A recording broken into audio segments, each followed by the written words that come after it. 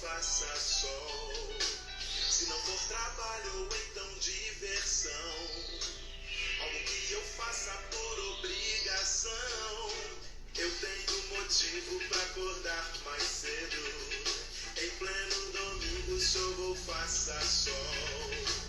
Vou te encontrar na escola dominical, que faz o domingo ser especial. Escola dominical,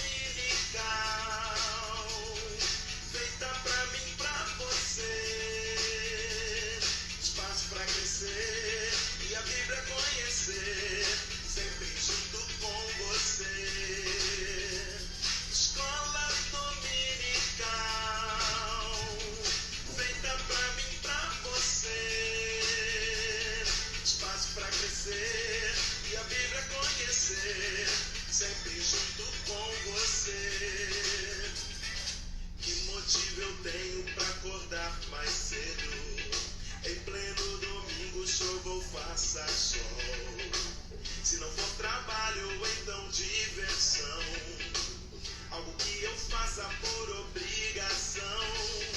Eu tenho motivo pra acordar mais cedo, em pleno domingo chuva ou faça sol. Vou te encontrar na escola dominical, que faz o domingo ser especial. Escola dominical, feita pra mim, pra você. Espaço pra crescer e a Bíblia conhecer, sempre junto com você. Escola dominical, feita pra mim, pra você. Espaço pra crescer e a Bíblia conhecer, sempre junto com você. Escola dominical, feita pra mim, pra você. Espaço pra crescer e a Bíblia conhecer, sempre junto com você. Sempre junto com você, sempre junto com você. Bom dia a todos na paz do Senhor Jesus. Estamos aqui para mais uma Escola Bíblica Dominical online, aqui pelo Facebook da sua Catedral da Assembleia de Deus, Ministério Zona Norte de Macapá.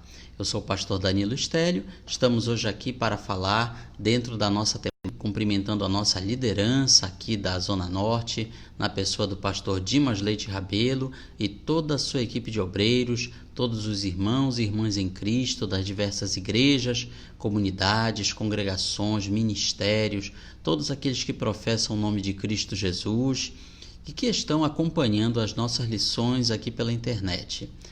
A nossa lição de hoje tem como assunto salvação, a solução contra o pecado, nossa 8ª lição. O texto áureo está em Efésios capítulo 2, versículo 1. Ele vos deu vida, estando vós mortos em vossos delitos e pecados. A verdade prática nos fala que Jesus Cristo é a única solução para o pecado do homem. Nosso primeiro tópico fala sobre a compreensão do pecado. O que é pecado, afinal de contas? Qual sua origem? A origem está lá no começo, em Gênesis, capítulo 3, onde nós lemos que a serpente, a mais astuta de todas as alimárias, ou seja, de todas as criaturas que existiam, ela, através da sua astúcia, conseguiu levar a mulher, Eva, a descumprir a ordem que Deus tinha dado. É interessante que Deus tinha dado essa ordem para Adão. Quando Eva quebra essa ordem, a princípio nada acontece. Mas quando ela leva Adão a descumprir essa ordem, aí sim é que o pecado entra no mundo, o pecado da desobediência. Porém, o pecado ele tem uma origem mais antiga, a sua origem no universo, na criação. Antes de Adão e Eva, o pecado entrou no mundo através do pecado dos anjos, através da ambição e soberba de Satanás, que era um anjo de alta posição. A Bíblia o chama de querubim ungido, ou seja, um ser celestial muito belo, muito cheio de poderes e que por algum motivo ele decidiu se rebelar contra Deus. Mas não apenas ele se rebelou, ele conseguiu levar uma terça parte dos anjos também a se rebelarem. Então esse pecado da rebeldia, da desobediência, é que começou o pecado. E aqui na raça humana, esse pecado foi trazido por Satanás aos nossos primeiros pais, Adão e Eva. Deus tinha lhes dado uma ordem: vocês podem comer de qualquer fruto aqui deste jardim do Éden, menos da árvore do conhecimento do bem e do mal. E justamente esse foi que Satanás conseguiu levá-los a desobedecer. Eles tinham livre-arbítrio, eles poderiam escolher entre obedecer ou não obedecer a Deus. E eles escolheram, infelizmente, o pior: rejeitar o amor de Deus. A desobediência deles fez com que o pecado entrasse no mundo e a natureza pecaminosa foi transmitida para todos os homens, para todas as pessoas. Isso quer dizer que todos nós nascemos pecadores. Pode ser a criança mais bonitinha, mas ela já nasce com aquela tendência a fazer o que é errado, a fazer o que é pecado. É por isso que ao longo da vida nós temos que aprender a fazer o bem, porque naturalmente nós não conseguimos fazer o bem. A natureza do pecado. 1 João 3,4 nos fala que quem comete pecado também comete iniquidade. O pecado é iniquidade. Então, o pecado ele tem várias formas, várias maneiras de entrar na vida da pessoa. A Bíblia o chama de transgressão, ou seja, você transgride, você quebra uma lei divina. As leis divinas são várias, porém, quando nós quebramos qualquer uma delas, nós estamos transgredindo, ou seja, estamos pecando. Pecado, a própria palavra pecado no hebraico, no Antigo Testamento, quer dizer errar o alvo. Não cumprir o propósito de Deus para a vida. Deus tem um plano para cada um de nós e quando nós nos desviamos desse plano, nós estamos pecando. Por quê? Nós erramos o alvo. O pecado também é chamado de egoísmo, quando nós colocamos os nossos desejos em primeiro lugar, em vez da vontade de Deus. Nem sempre é fácil fazer aquilo que Deus manda, mas quando nós decidimos renunciar ao nosso eu, nós conseguimos. Pecado também é chamado de rebeldia. O que é rebeldia? É desobediência contra a autoridade de Deus ou contra os seus ministros. Ministros aqui quer dizer todos aqueles que Deus coloca no mundo para nos fazer obedecer. Nossos pais, nossos líderes espirituais, nossos líderes também materiais, seculares. Então, todo tipo de desobediência contra essas pessoas é rebeldia. Obviamente, estamos falando de desobediência àquilo que é bom, àquilo que é justo, que é honesto. Se, por exemplo, uma autoridade secular ordenar algo que vá contra a palavra de Deus, não temos por que desobedecê-la, não temos por que obedecê-la e não estaremos pecando se o desobedecermos. Pecado também é chamado de imundície. É a consciência de sujeira produzida no pecador, ou seja, aquela consciência que Deus colocou em todos nós. Quando nós pecamos, ela nos diz: Você está errado, você pecou, você fez o que não devia. Essa imundície é que incomoda realmente muitas pessoas. E é para incomodar para que a pessoa vá procurar se lavar espiritualmente. Porém, existem pessoas que, em vez de procurarem se limpar espiritualmente, elas procuram conviver com essa imundície. Algumas até conseguem. Elas conseguem com ações do tipo, com pensamentos do tipo, eu sou assim mesmo, eu nasci assim e vou morrer assim. Se acostuma com aquela imundície. Assim como tem pessoas que vivem na imundície física e se sentem muito bem, não se incomodam mais, elas já perderam a capacidade de se incomodar. Outros distraem essa consciência de imundície com os entretenimentos desta vida. A Bíblia também chama o pecado de iniquidade. Iniquidade é tudo aquilo que é contrário à equidade, vai contra a justiça. E aí tem toda uma série de formas pelas quais o pecado pode entrar na nossa vida. A impiedade, o que é isso? É a falta de fé, é a incredulidade, é a recusa de adorar a Deus. É viver como se Deus não existisse, como se Deus não ligasse. Então isso é a impiedade.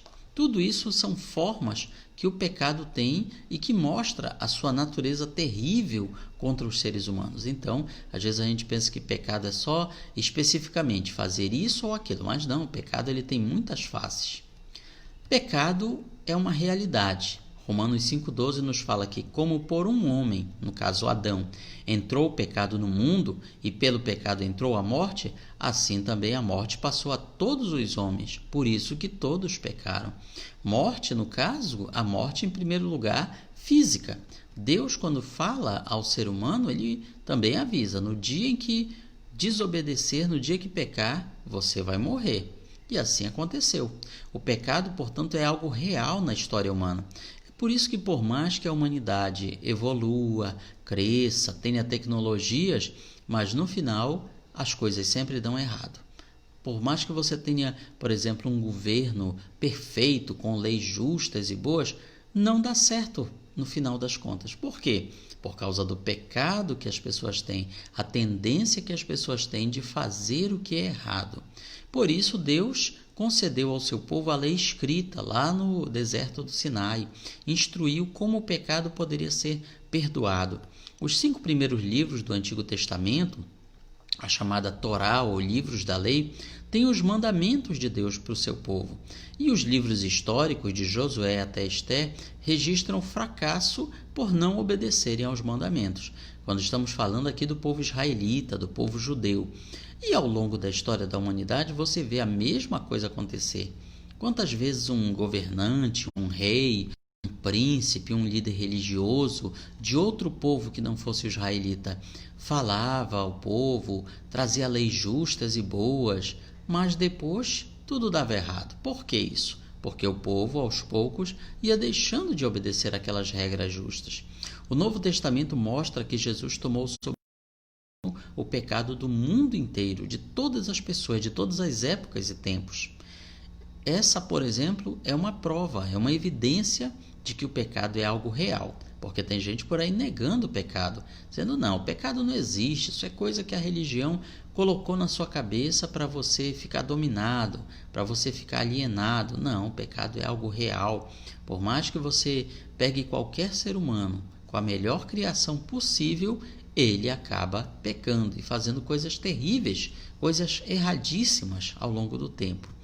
Vamos falar então aí das consequências do pecado. Primeiro, morte espiritual. Deus avisou em Gênesis 2,17, da árvore do conhecimento do bem e do mal, dela não comerás, porque no dia em que dela comeres, certamente morrerás. Então, a partir daí, já começou a haver qual morte? A morte, em primeiro lugar, espiritual das pessoas. O que é a morte espiritual? Separação entre Deus e o homem. Essa aconteceu no mesmo dia que Adão e Eva morreram. Na verdade, no mesmo instante que eles tiveram a consciência do pecado, também se tornaram conscientes da nudez, da condenação e ficaram com vergonha, com medo. É isso que o pecado traz para a vida da gente. Ele traz vergonha, ele traz medo, ele traz o sentimento de fugir de Deus, de se esconder de Deus, como se isso fosse possível. Então muitas pessoas vivem no pecado e vivem a vida toda fugindo de Deus, se escondendo de Deus, metaforicamente, simbolicamente, se escondendo de Deus de outras maneiras, de outras formas.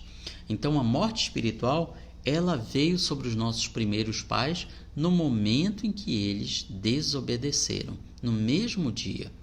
Mas também tem as doenças e enfermidades que eram desconhecidas.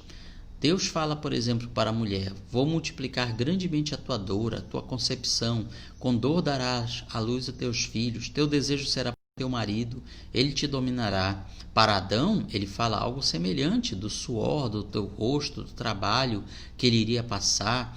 Ou seja, estas coisas não existiam antes. Adão e Eva eram perfeitos, feitos pelas mãos do próprio Criador. Então eles deveriam viver para sempre, eles deveriam durar para sempre. A duração deles era ilimitada. Mas, por causa do pecado, os germes, os vírus, as doenças de todo tipo começaram a aparecer na raça humana. E isso, claro, acaba por nos levar à morte física. Então veja que o pecado ele traz dois tipos de morte. Ele traz a morte física e traz a morte espiritual. Adão e Eva morreram no mesmo dia que pecaram, morreram espiritualmente. A morte espiritual, o que é isso? É você perder a comunhão com Deus. É você perder a ligação com o Criador. Morte quer dizer afastamento, separação. E foi isso que aconteceu com eles. Mas a morte física só veio muito tempo depois. No caso de Adão, foi 930 anos depois que ele ainda teve duração física, que chegou à morte física. Eva, a Bíblia não nos diz quanto tempo, mas pode ter sido quase esse tanto de tempo também. Veja, portanto, que tudo isso são consequências do pecado. Se nós estamos vendo o mundo hoje em dia cheio de guerras, problemas, dificuldades, tudo é por causa do pecado da humanidade. Mas também veio a destruição ambiental. Deus avisa para Adão e Eva: por causa do pecado de vocês, a terra será maldita, a terra será amaldiçoada. Ou seja, a natureza se voltou contra o ser humano. Aquelas árvores que antes davam frutos agradáveis, agora davam frutos venenosos. Os animais que eram tranquilos, calmos, pacíficos, agora passaram a ser perigosos. E não apenas os animais de grande porte, mas a própria vida microbiológica, como nós vemos hoje em dia, bactérias e vírus que está aí causando essa pandemia no mundo, e como ele, outros já existiram e ainda vão existir. Tudo isso é resultado de quê? Da maldição do pecado sobre a natureza. Por isso que o apóstolo Paulo escreveu em Romanos 8:22, sabemos que toda a criação geme e está juntamente com dores de parto até agora. Ou seja, toda a criação sofre por causa do pecado do ser humano. Mas o pecado também traz punição eterna, como lemos em Apocalipse 20:15. Aquele que não foi achado escrito no livro da vida foi lançado no lago de fogo. Aqui fala de quê? Da condenação pelo pecado. O pecado é algo eterno. Ele é uma transgressão contra um Deus eterno, que dura para sempre. Então, a punição desse pecado também será para sempre. É como se fosse hoje em dia a prisão perpétua, que acaba não sendo perpétua porque a pessoa morre. Mas imagine aí os grandes criminosos, serial killers, psicopatas e tantos outros aí, condenados à prisão perpétua. Se eles não morressem, se tivesse um jeito de, quando ele tivesse para morrer, aplicasse uma injeção nele e ele continuasse vivo por mais um tempo. Aí depois de algum tempo aplica de novo a injeção e ele continua vivo. Aquela pessoa iria ficar presa para sempre, a prisão iria ser perpétua. Pois é, o lago de fogo é isso. Ele é uma prisão eterna, onde a pessoa nunca sai de lá e está sempre sendo castigado. Por isso que após a morte não tem como você ajudar mais as pessoas. O destino delas é decidido aqui nesta vida. Vamos falar agora, depois de tantos efeitos negativos do pecado, como ele pode ser vencido. Jesus mostrou como isso pode ser feito. Primeiro, através de Cristo Jesus. Podemos ser vitoriosos através de Cristo sobre o pecado. A restauração espiritual que Jesus veio trazer para nós. Ele, inocente, se colocou como o recebedor de todo o pecado. Ele nos substituiu. E quando nós cremos nele, o seguimos de verdade, confessamos ele como Senhor e Salvador, nós somos transformados, nós temos uma nova vida, nós nos tornamos novas criaturas em Cristo. Então isso é possível, e todos os dias nós vemos homens e mulheres que deixam a sua antiga vida e se tornam novas criaturas em Cristo. Ou seja, não é pelas nossas boas obras que a gente tem essa vitória, essa restauração, é por causa do que Jesus fez. É como se ele pegasse o currículo dele, com suas boas obras, com suas boas ações, com seus bons ensinos, e colocasse o nosso nome nesse currículo. É isso que acontece, porque o nosso currículo mesmo não vale nada. Nosso currículo é cheio de falhas, de erros, de problemas. Então, só através de Cristo que nós podemos ser restaurados espiritualmente. Foi o que Jesus quis dizer ao falar que aquele que é nascido da carne é carne. O que é nascido do Espírito é Espírito. Nascer da carne, todos nós nascemos, a nossa vida biológica. Mas nascer do Espírito de Deus, isso não é todo mundo não. É uma nova vida, uma natureza espiritual. Também temos autoridade espiritual. Colossenses 2,15 nos fala que Jesus despojou os principados e potestades, os expôs publicamente e deles triunfou em si mesmo.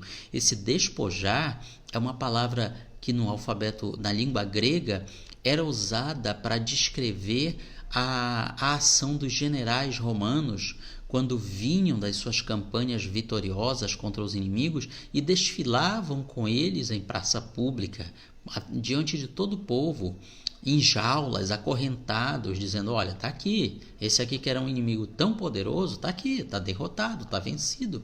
Então, Jesus, quando morre na cruz, ele faz exatamente isso com o reino das trevas. Os principados e potestades aqui são as autoridades espirituais da maldade.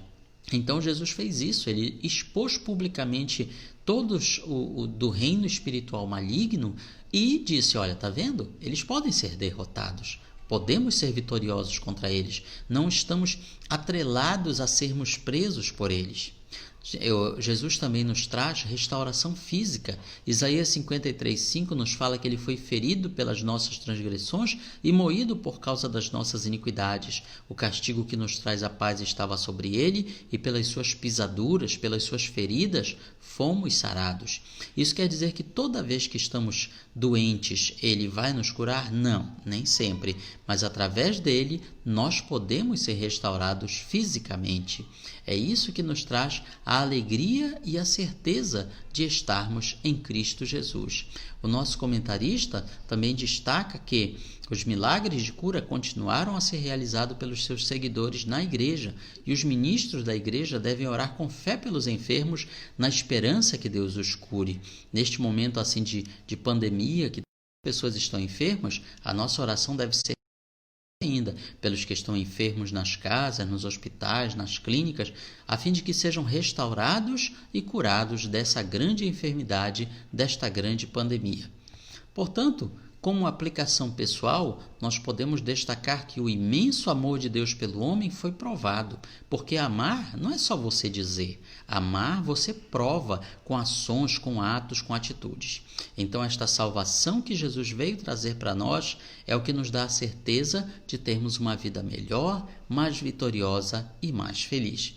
Esse, portanto, é um breve resumo da nossa lição e nós convidamos desde já você a, no próximo domingo, acompanhar nossa próxima lição, que será sobre a Bíblia Sagrada, a Palavra de Deus, este livro onde nós aprendemos de Deus, aprendemos sobre nós e aprendemos como podemos ter uma vida vitoriosa em Cristo Jesus. Tenha uma semana de paz, de bênçãos, de vitórias e conquistas na presença do Senhor. Deus abençoe a todos.